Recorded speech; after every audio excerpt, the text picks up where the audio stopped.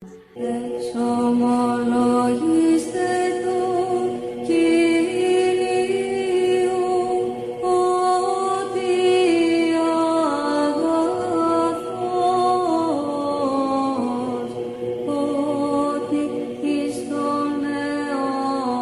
Bapa dan Putra dan Roh Kudus. Amin. Shalom Aleichem bersama manusia. Selamat bertemu kembali saudara dengan saya Arhimandrit Romo Daniel Biantoro, pendiri dan Ketua Umum Gereja Ortodoks Indonesia. Kita lanjutkan pertanyaan kita. Kali ini pertanyaan datang dari saudara Cupi F. Aldo. Salam Aleichem Amang Presbiter. Waalaikumsalam anakku. Mau tanya, 1. Apa keyakinan iman Abraham dan keturunannya hingga Musa sebelum di Gunung Sinai? Soalnya ada sebagian para hamba Tuhan ngeklaim kalau Abraham, Ishak, Yakub, dan Yusuf itu Kristen dengan alasan percaya kepada Yesus. Keyakinan Abraham, Ishak, Yakub pada saat itu keyakinan kepada El Shaddai, Allah yang Maha Kuasa. Nah, hukumnya belum hukum Taurat. Kenapa? Masing-masing kepala keluarga itu jadi imam bagi keluarganya sendiri. Belum ada imam secara khusus seperti halnya Harun. Coba kita lihat. Kita baca dalam Kejadian pasal 13. Ya. Dalam Kejadian pasal 13 ayatnya yang ke-3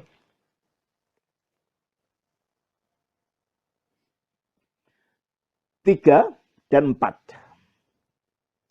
Ia berjalan dari tempat persinggahan ke tempat persinggahan, dari tanah Negeb sampai ke dekat Betel, di mana kemahnya mula-mula berdiri antara Betel dan Ai.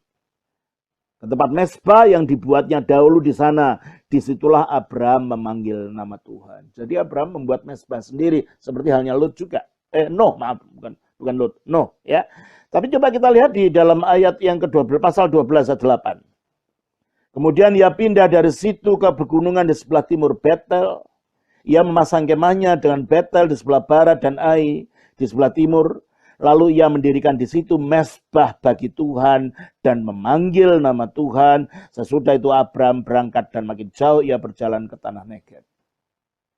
Zamannya Abraham belum ada hukum Taurat, belum ada kemah suci, belum ada imamat, belum ada orang Lewi. Orang Lewi belum lahir kan? Dan Lewi itu kurang lebih keturunan dari Abraham, tidak mungkin. Dan kalau kita lihat di sini bahwa dia sendirilah yang jadi imam bagi keluarganya, yang membuat maskah sendiri, yang membuat korban sendiri, yang berdoa sendiri.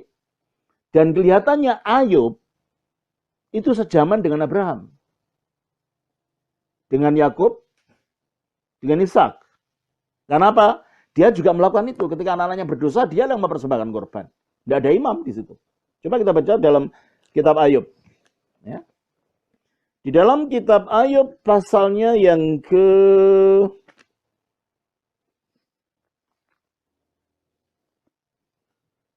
ya, coba dulu.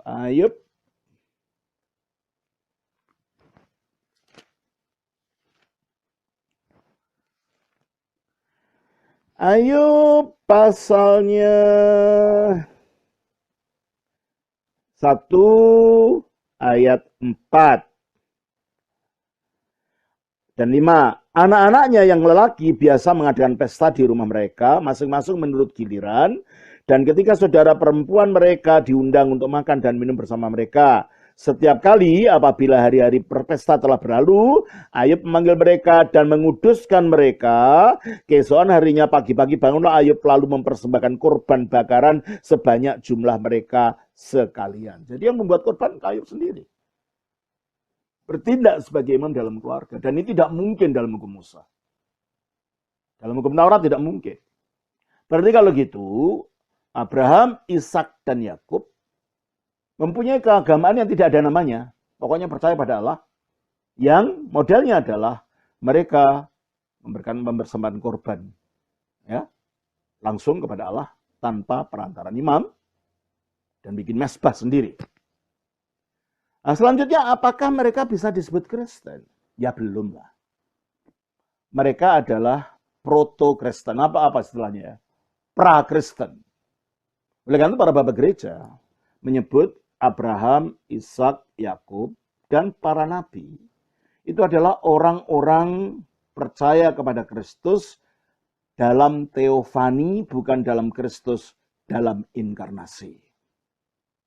Orang Kristen adalah orang yang percaya Kristus sesudah inkarnasi menjadi daging, dipersatukan dengan kematian dan kebangkitannya, penyalipannya melalui iman dan baptisan. Mereka tidak melakukan itu kan? Mereka hanya percaya kepada nubuat-nubuat, gambaran-gambaran, penampakan-penampakan dari Kristus sebelum Kristus menjadi manusia. Sebelum firman Allah ini menjadi manusia. Jadi mereka belum bisa disebut Kristen. Mereka hanya orang-orang beriman yang waktu itu tidak tahu namanya apa. Ya, nggak ada namanya. Tapi mereka percaya kepada Kristus. Bagaimana kita tahu? Kristus sendiri mengatakan. Ya. Coba kita baca di dalam Yohanes pasal yang ke-8, ayatnya 56. Yohanes 8, ayatnya yang ke-56. Ya, kita baca. Begini.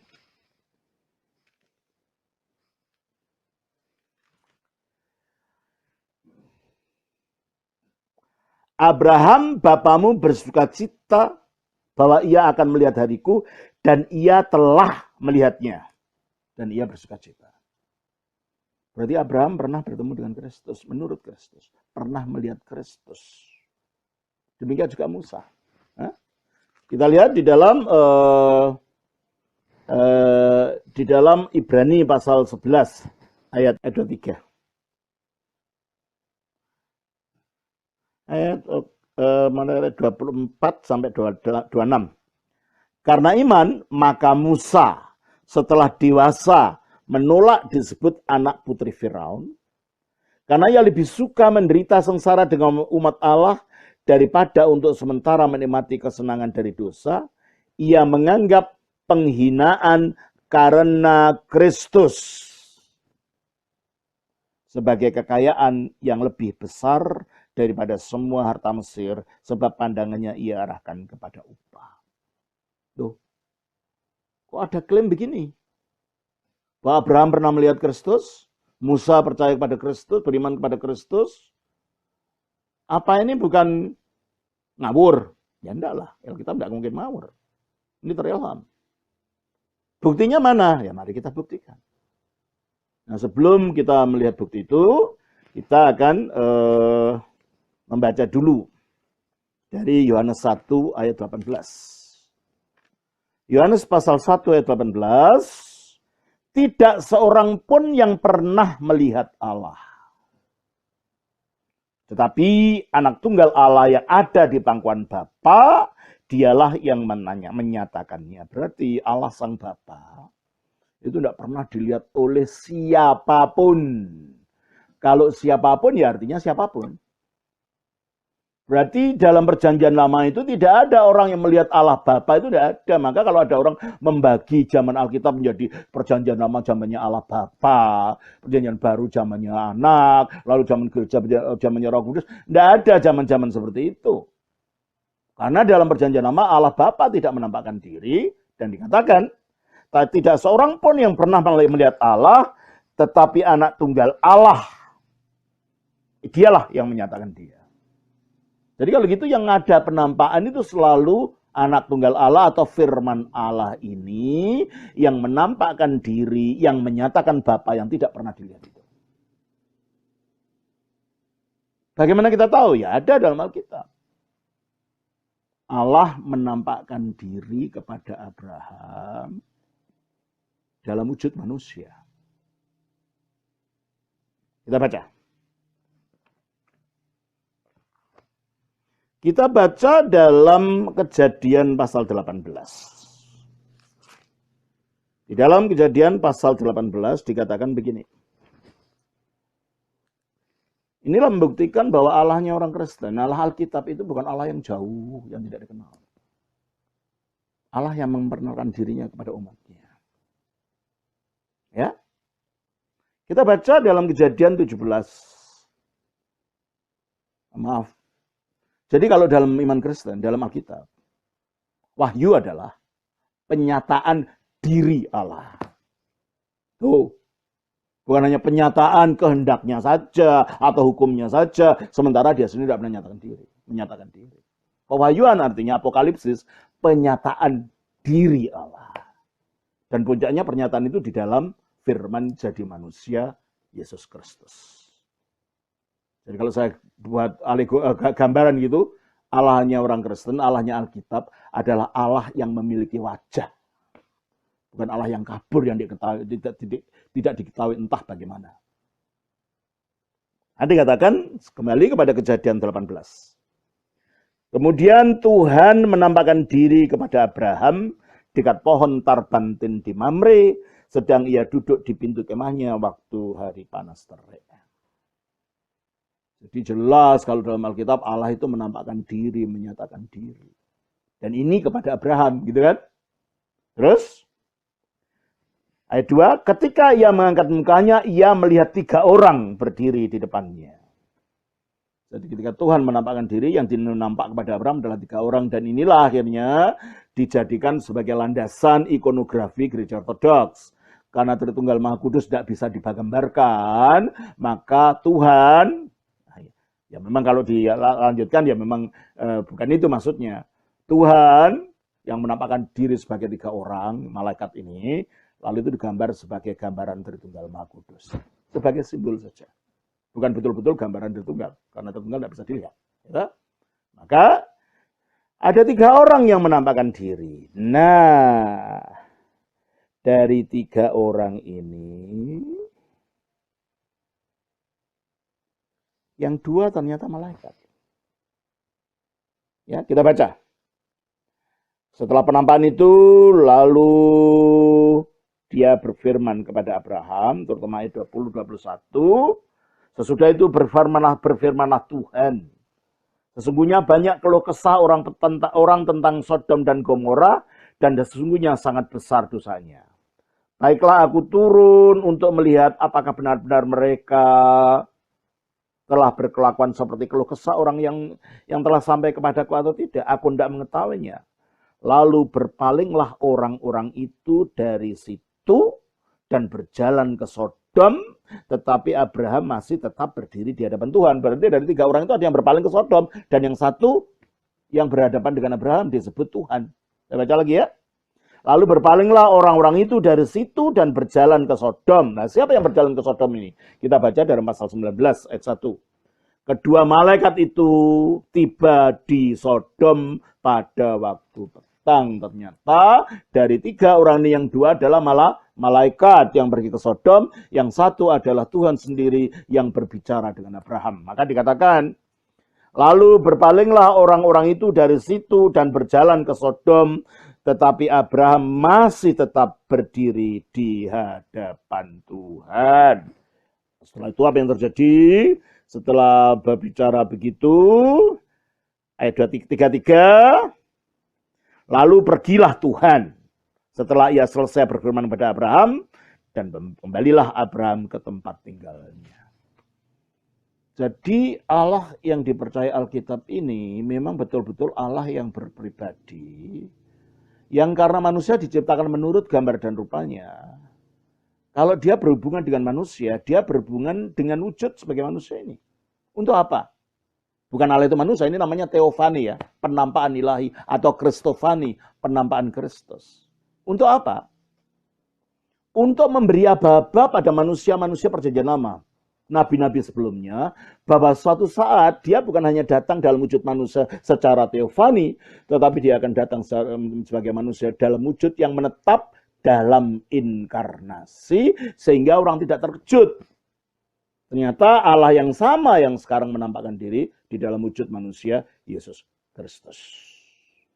Jadi dalam ayat inilah kita melihat bahwa yang dilihat Abraham bukanlah Allah Bapa, tetapi Kristus, sebab tak seorang pun melihat Allah, tetapi anak tunggal yang di bangku Bapa itulah yang menyatakannya. Jadi kalau ada penyataan apa saja tentang Allah, yang menampakkan diri adalah anak tunggal Allah, yaitu Kristus sebelum jadi manusia. Jadi Abraham memang percaya pada Kristus, tapi bukan Kristus yang berinkarnasi. Kristus yang berteofani sebelum dia jadi manusia. Dan Abraham belum pernah dibaptiskan menyatu dengan kematian dan kebangkitan Kristus. Dan itu yang menjadikan orang menjadi Kristen, menyatu dengan Kristus. Dan pada saat itu belum ada itu semua karena Kristus belum jadi manusia. Tapi oleh iman kepada Kristus secara antisipasi inilah Abraham dan para hamba Nabi Allah di perjanjian lama diselamatkan. Mereka juga diselamatkan oleh Kristus, tapi secara antisipasi. Kalau kita diselamatkan oleh iman kepada Kristus, tetapi secara partisipasi, keikutsertaan di dalam Kristus, panunggalan dengan Kristus. Nah, bagaimana dengan Musa? Sama. Musa juga melihat Kristus. Coba kita baca dalam Keluaran pasal 3. Di dalam Keluaran pasal 3, ayat yang ke-2. Lalu malaikat Tuhan menampakkan diri kepadanya di dalam nyala api yang keluar dari semak duri. Jadi yang menampakkan diri di sini namanya malaikat Tuhan, dalam bahasa Ibrani-nya Malak Yahweh. Ini bukan malaikat biasa. Ini bukan malaikat biasa. Karena ini juga menampakkan pada Hagar. Ya, coba kita lihat di sana. Ya. Malaikat ini juga menampakkan diri pada Hagar dalam Keluaran pasal yang bukan Keluaran. Kejadian pasal 13. Gini, ya. Ketika Hagar diusir oleh Sarah, dia melarikan diri, lalu malaikat Tuhan ini menampakkan diri, ya.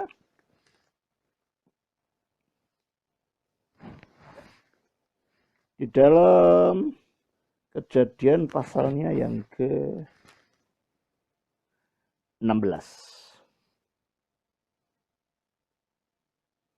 Ayat 7. Lalu malaikat Tuhan menjumpainya, maksudnya menjumpai Hagar, dekat suatu mata air di padang gurun, yakni dekat mata air di jalan Syur.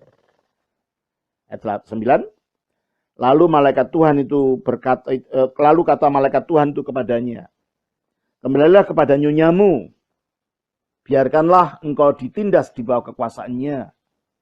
Lalu kata malaikat Tuhan itu kepadanya, aku akan membuat sangat banyak keturunanmu, sehingga tidak dapat dihitung karena banyaknya.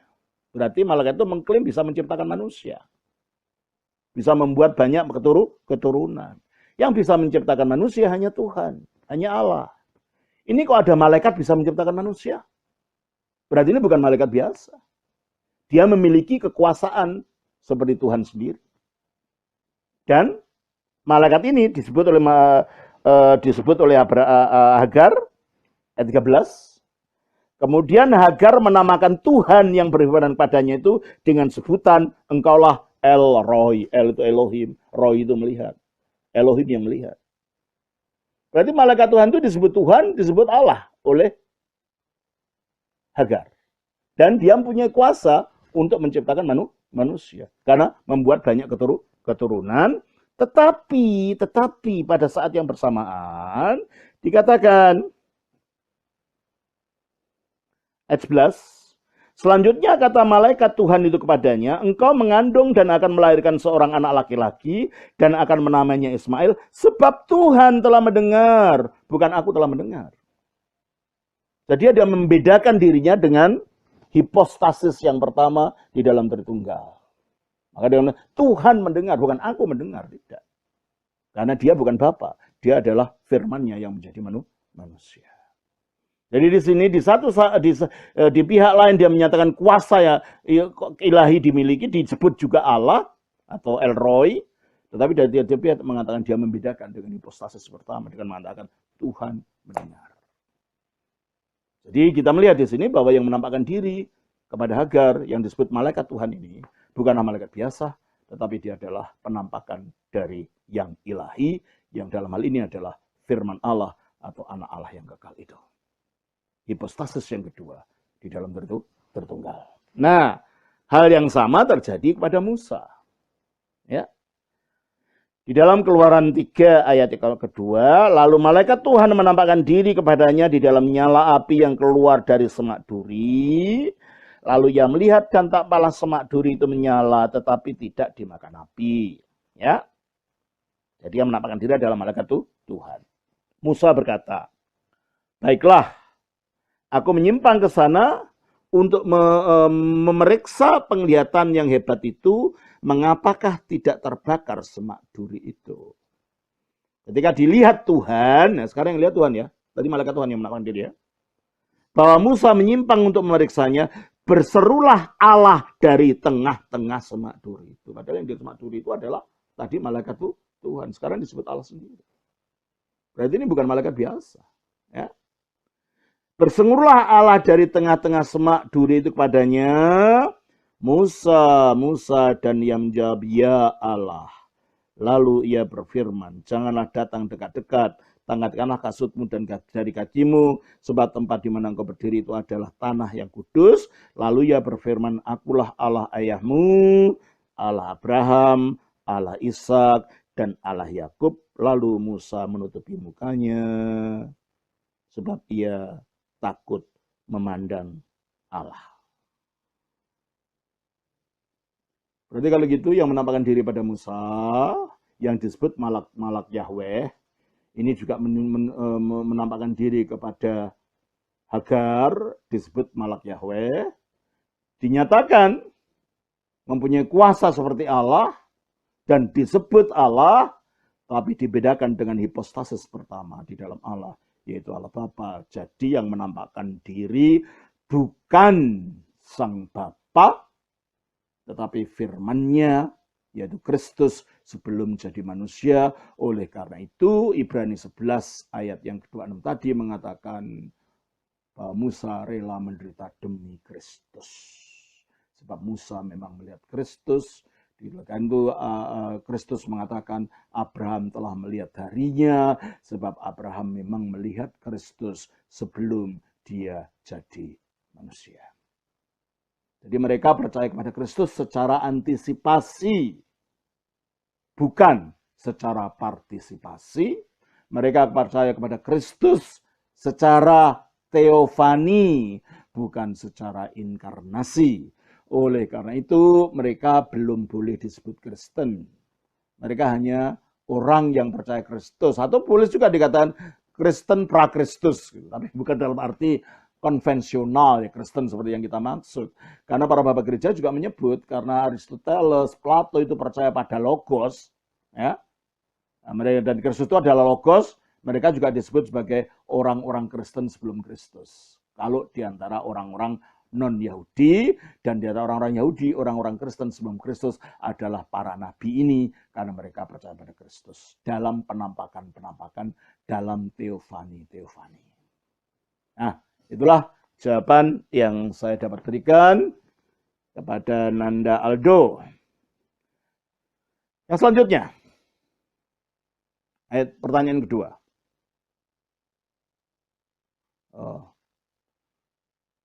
Bagaimana pandangan Alkitab mengenai tafsiran akan ayat-ayat di dalamnya? Karena banyak kekristenan mengklaim, pertama, bahwa perbedaan tafsiran adalah kehendak Roh Kudus. Kedua, penafsiran ayat bisa terjadi dengan pemikiran manusia semata.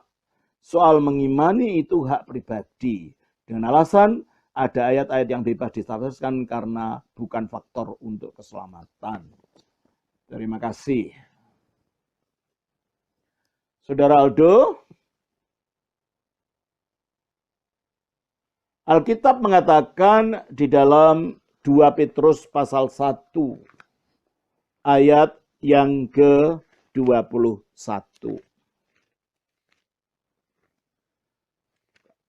2 Petrus pasal 1 ayat 21 mengatakan begini. 20-21. Yang terutama harus kamu ketahui ialah bahwa nubuat-nubuat dalam kitab suci tidak boleh ditafsirkan menurut kehendak sendiri. Berarti kalau gitu, kalau menurut kehendak sendiri ya bukan kehendak Roh Kudus kalau begitu. Ayat 21. Sebab tidak pernah nubuat dihasilkan oleh kehendak manusia, tetapi oleh dorongan Roh Kudus, orang-orang berbicara atas nama Allah. Nah, kitab suci ini yang dari Roh Kudus, penafsirnya ya tidak. Oleh karena itu ada penafsir yang sesat, penafsir yang keliru. Dan itu dikatakan dalam 2 Petrus pasal yang ketiga, ya. Pasal yang ketiga, ayatnya yang ke-14.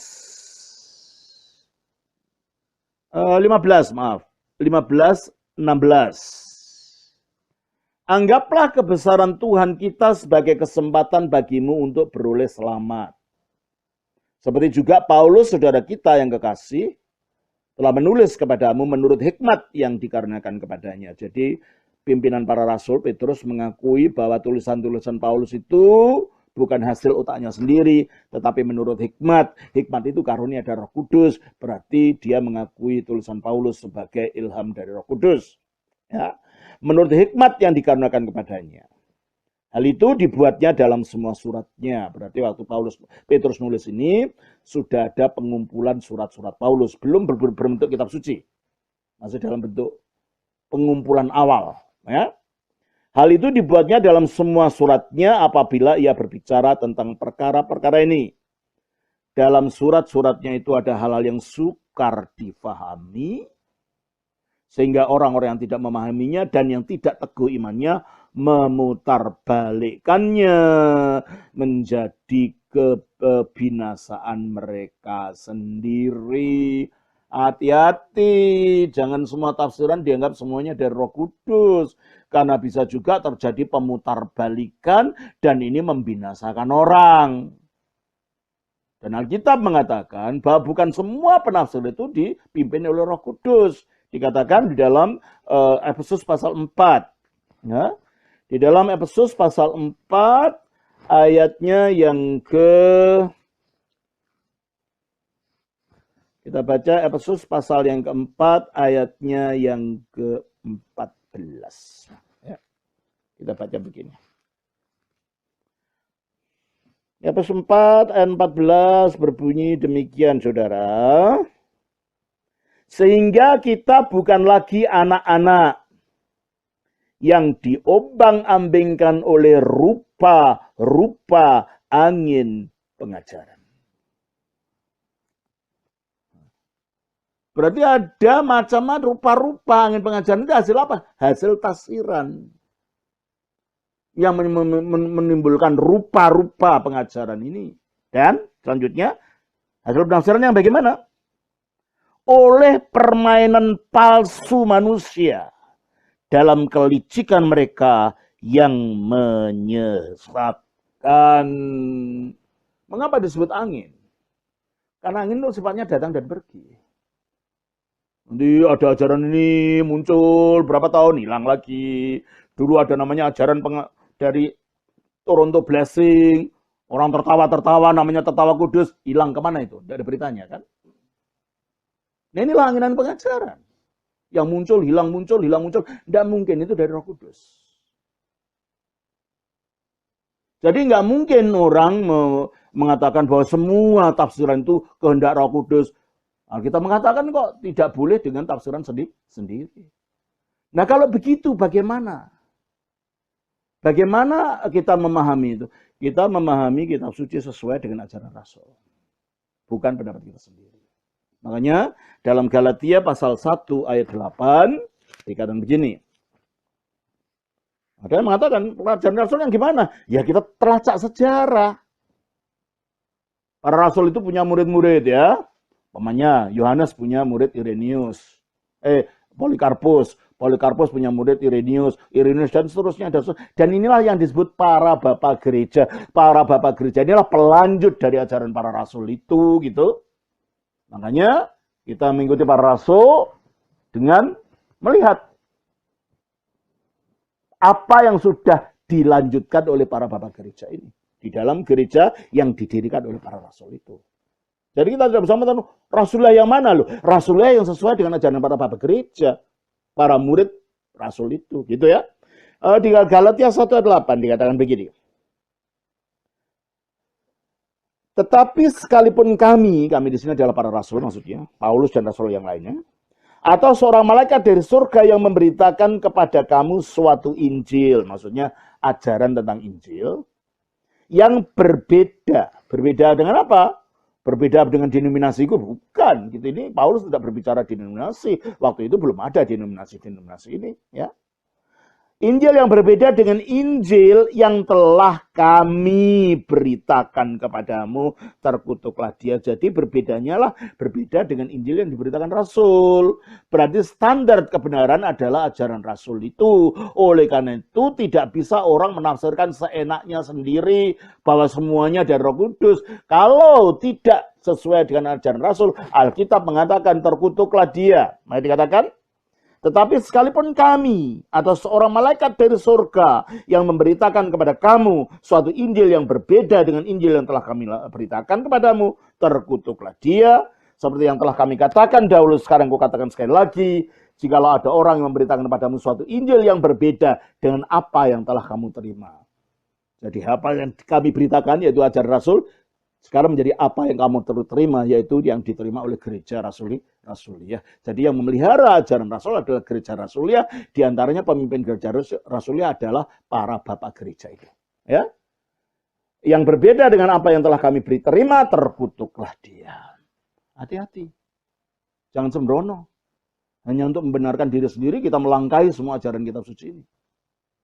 Makanya dikatakan dalam 2 Yohanes ayat yang 10 dikatakan. Dalam 2 Yohanes pasal yang ke-10, Alkitab mengatakan demikian. Ayat yang 10. Jikalau seorang datang kepadamu dan tidak membawa ajaran ini. Maksudnya apa? Ajarannya Rasul Yohanes dalam hal ini. Jadi ajaran para rasul juga. Jikalau seorang datang kepadamu dan ia tidak membawa ajaran ini.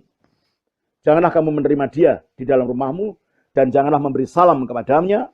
Sebab barang siapa memberi salam padanya yang mendapat bagian dalam perbuatannya yang jahat.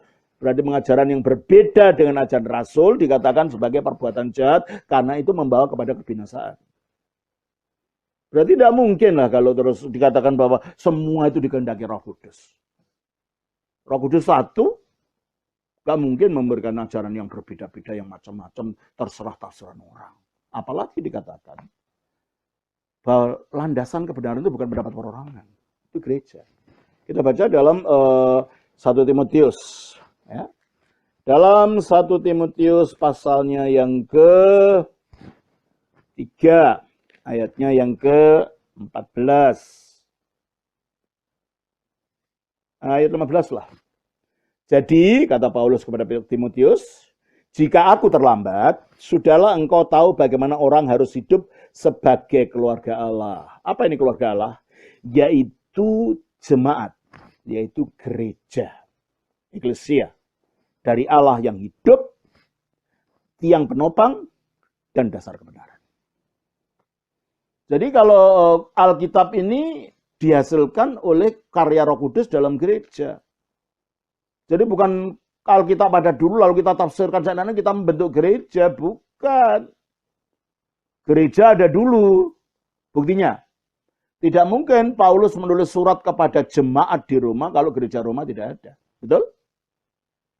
Tidak mungkin Paulus menulis surat kepada jemaat di Korintus kalau gereja Korintus tidak ada. Betul? Tidak mungkin Paulus menulis surat kepada Timotius kalau pelayan Kristus dalam gerejanya bernama Timotius itu tidak ada. Berarti kalau gitu, surat-surat ini adalah merupakan ilham Roh Kudus diproduksi dalam gereja, oleh gereja, untuk gereja. Jadi untuk mengerti artinya kita harus kembali ke gereja. Gereja mana? Gereja yang memproduksi kitab suci ini, yaitu gereja Rasuliah. Gereja yang didirikan oleh para rasul itu yang disebut sebagai tiang penopang dan dasar kebenaran. Berarti kalau kita menyimpang dari ajaran Rasuliah yang tetap dipelihara gereja, tidak mungkin itu dari Roh Kudus. Oleh karena itu terjadinya kekacauan ini karena orang tidak melihat kepada apa yang oleh Roh Kudus pernah diilhamkan di dalam gerejanya. Wahyu apa yang tetap dipelihara di dalam gerejanya. Nah, apakah tidak boleh ada penafsiran pribadi? Oleh karena itu dalam gereja ortodoks ada namanya dogma. Dogma adalah penyataan Roh Kudus, ketetapan Roh Kudus yang dinyatakan melalui konsili-konsili kebenaran tentang Injil yang mengikat bagi keselamatan. Itu dogma. Tapi di samping dogma, dan ini yang tidak dapat dinego ya, harus begitu. Kristus adalah ilahi dan manusia, harus begitu. Dari tunggal, itu sudah menetap gitu ya. Nah itulah dogma, karena itu menentukan keselamatan manusia. Tapi ada juga namanya teologumena. Yaitu pendapat-pendapat pribadi yang boleh saja, tapi bukan menyangkut yang bersifat dogma. Yang bukan menyangkut bersifat dogma. Berarti merupakan suatu pendapat pribadi boleh. Para bapak gereja punya pendapat pribadi, tapi itu tidak mengikat pendapat pribadi itu. Oleh karena itu, umpamanya, saya menjelaskan tentang perbedaan antara silsilah Matius dan Lukas. Itu tidak menyangkut dogma. Dan ini boleh, bagaimana saya menjelaskan, karena tidak menyangkut dogma. Tetapi harus seirama dengan keseluruhan ajaran gereja. Tidak boleh menyimpang tidak karu-karuan. Kalau menyimpang tidak karu-karuan, yaitu membawa kesesatan juga. Tidak boleh. Nah, itulah Saudara Aldo yang dapat saya terangkan mengenai bagaimana tentang tafsiran itu. Tuhan berkati. Amin.